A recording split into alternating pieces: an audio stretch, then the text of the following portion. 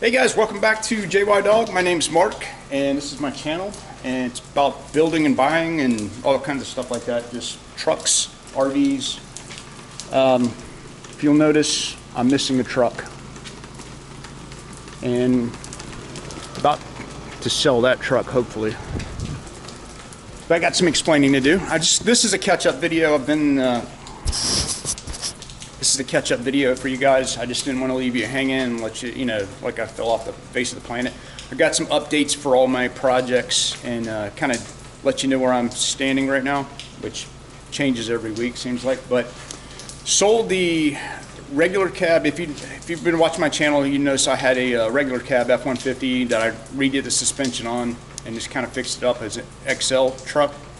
Really like that truck, and I ended up getting this truck to replace it. And I was going to sell the F150, but it's taken forever to sell. I guess I had it, the price point was a little high, which it was like the cheapest one I could see on the market for 2010, but it's not a high demand for, I guess, that regular cab. So I ended up trading for it. And I ended up trading for a 6x12 trailer and a Polaris Ranger. It's a 2000. He told me it's 2008, but it ended up being a 2009 Polaris Ranger. It's got quite a few hours on it, and this Jeep. Yep, it's a 1994 Sahara. It's got the 6-cylinder in it, and it runs and everything. It's got a stick, and it's got an oil leak, which hopefully won't be too bad. I need to check the oil in this thing. I really haven't had enough time to look at it. I ended up, since the Polaris Ranger and this Jeep kind of have the same function, I ended up keeping the Jeep because it's street legal, and selling the Polaris Ranger, and recovered enough money from the Polaris Ranger and the trailer to cover the cost of the truck. So I ended up basically with a free Jeep, I know that's stupid, but anyway, yeah, I wasn't looking for a Jeep. I knew one of these days I was going to get another one, and this is exactly what I would want to get. So hopefully I'm going to hang on to this, and hopefully I'm not going to modify it. I'm just going to keep it running, because I need something I can just use. I can't wait to use this during the summer. My son loves it, so hopefully we're going to hang on to this one, and just kind of tune it up and keep it running. I do have an idea though. I really want to put one of those Volkswagen TDI diesel motors in there. If this thing goes bad on me, which, man, it does look like it's on its last leg. If it goes bad though, I would go with Volkswagen diesel and try that out. I've done the V8 thing with a 5-liter in a Jeep, and if I was going to go back with a V8, yes, I would probably go with an LS motor. But the diesel engine, for what this is and what it does, is way better, because this is not a race car. This is something you want to go off-road with, and almost treat it like a tractor. So I'd really like to try one of those Volkswagen diesel engines. But right now, I'm going to just try to keep this thing running. And I've always had trouble with Jeeps though. They're just hard to maintain. It seems like other vehicles do better as far as the engine and stuff like that. So it is a 5-speed. Now I don't know if it's got the AX15 or AX5 in it,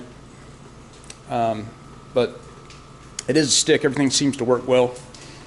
A little rough around the edges, dirty, but there's no major damage to it or anything. It's beat up around the corners, but yeah, I love the green. I love. I mean, it's got bigger tires than I would have put on it. These are 35s. I probably would have, I like 33s for this size Jeep. Try to keep it light.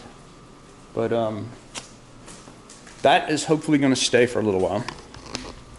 Well, let's see, what else do I have to update you guys on? Oh, you saw the frame, I think. Didn't you see the frame? I can't remember.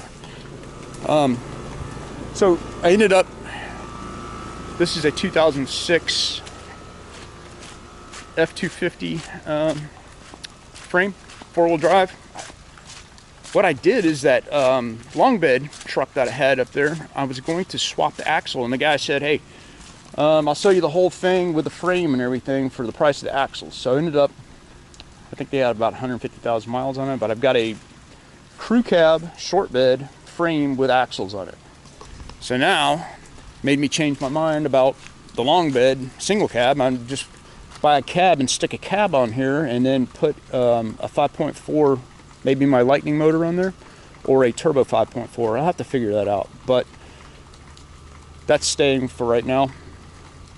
Of course, I'm going to continue work on this. This takes priority. I got to get this thing back together, but as you can see, it's been like raining like crazy, and I've been sick with bronchitis and stuff, and just, you know, haven't felt like getting outside and pulling wrenches or anything.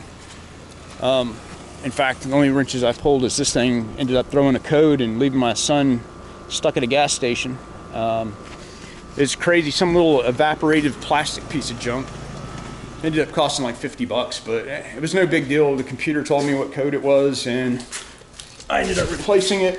It's a little, probably could have been cleaned up or something. It's this solenoid, but what happens is, I guess it stops working, and then when you put gas in the car, it won't crank. It's weird. Once you put gas in the car, it doesn't crank. But anyway, replaced it, runs fine now. The thing's got less than 100,000 miles on it, so that's all I've been up to, besides two other things. One's very important. My son is taking physics, and he had a little project that we worked on, and here I'll roll the footage. Father-son project of an egg drop with a parachute. It's supposed to drop, what, 10 feet? He's one rubber band. Anyway, we're supposed to drop 9 feet. Drop 9 feet, and the egg's supposed to survive with a parachute. Yeah. But you know what? The lighter we make it, the better off it's going to be too. Yeah. This is kind of heavy. I think it'll be alright. That's pretty light compared to what I've seen. But I'm just saying, the size of parachute you're going to need. So, we're going to have, this is going to be the capsule that the egg is going to be sitting in. And we're going to line this with foam, so that way it won't break as easy. And we'll have rubber bands. Oops. Rubber bands. Suspending the foam. Right? Through this, we'll put like holes in this. Yeah. And to be holding the egg down. So basically, we just make an X with the rubber bands on the top and the bottom. Is that what you're saying? Okay.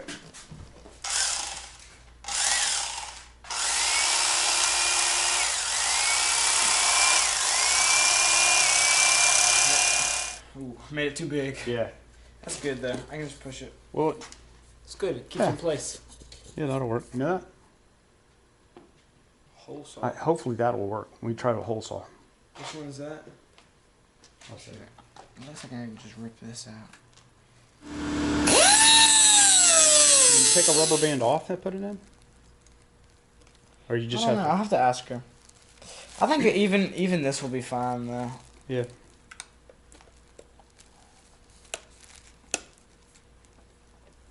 All right. I bet that would be safe by itself, but time for the parachute. That's more than required 9 feet. Yeah, we're dropping it from 9 feet. 11. That's probably like 12 feet. We'll really be testing it. Yeah. Here we go. Thanks, Mama. Ready? Yep. Awesome. The parachute worked. I told you. Better than I thought. I mean, it didn't like stop it. Okay, let's. Dang, man. I don't think we have a cracked egg either. It is actually sitting way down in there now, like you got pushed down in there. Yeah, because you know why? It fell out the first time because the parachute wasn't there to like stabilize it. Yeah. Hey. But since it stabilized, it really like. I think we have a success here. I think we do. Yep.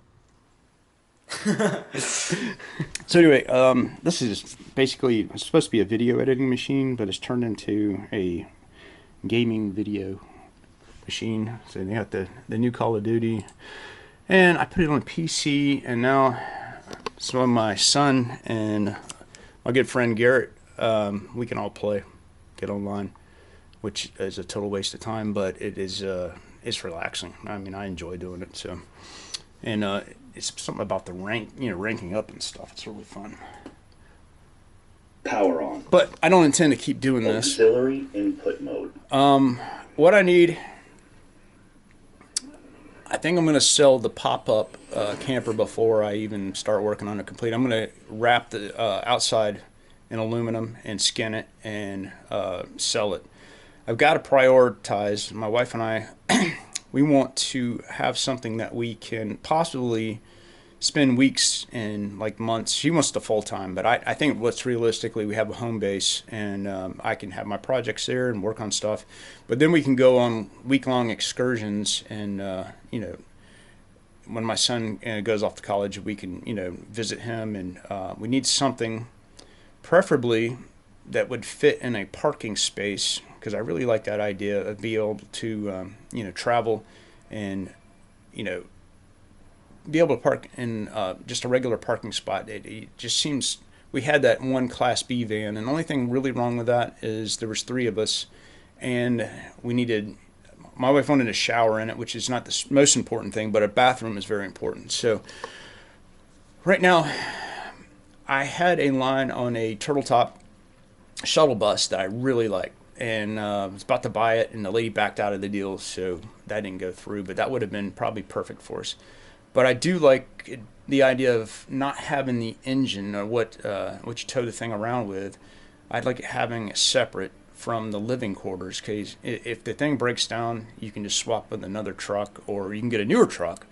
And if you really like the home, you get to keep that part of it. So that's kind of what I'm aiming towards. And I've been, like, you know, getting on the internet, studying what other people have done. And there's one place, a German engineering company, it's called Bliss Mobile.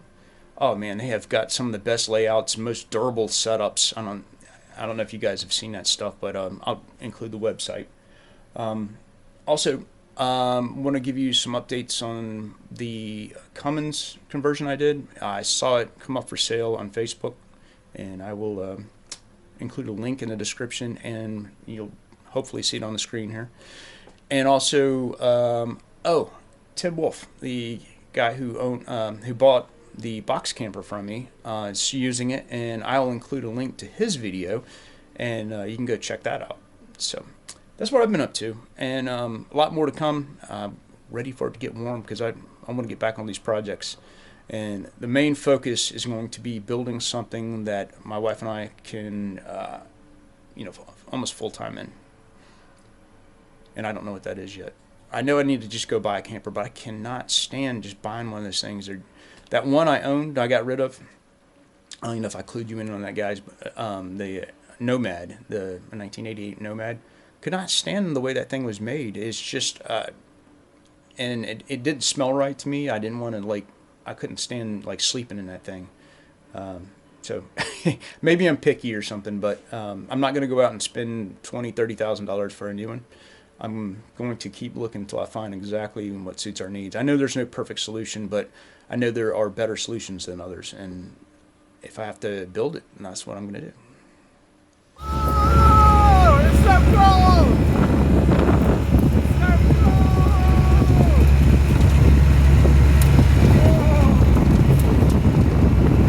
This way, where are we going? This way? You're driving. All right, we're going down here, right? All right, yeah, let's go.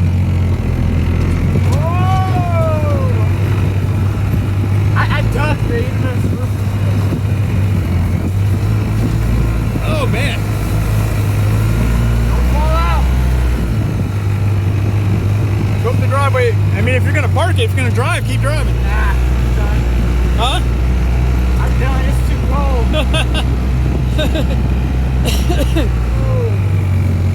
That's good. Right here? Yep. Hey, thanks for watching my channel, and if you haven't subscribed already, please do for future updates. Remember, build it, don't buy it.